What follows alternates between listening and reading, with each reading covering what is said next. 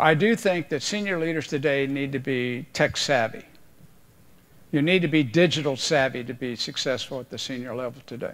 It doesn't mean that you have to know as much as the people that work for you, but you're going to be making major decisions. If you're head of HR, for example, HR, whether it's government or a corporation, you've got to know what are the skill sets that you need because of the technology, the digital technology, the artificial intelligence, and whatever your organization has, right?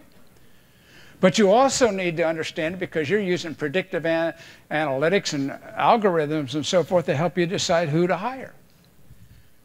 So I argue that every senior leader needs to have some digital savvy today. And if they don't have it, I really recommend that they start thinking about setting up maybe a 2-month or 6-month course at Defense Acquisition University where SESs, Senior Executive Service, or other senior leaders can go and get tech savvy. Go visit some teams out in Palo Alto, Silicon Valley. Get tech savvy because you're going to be making decisions.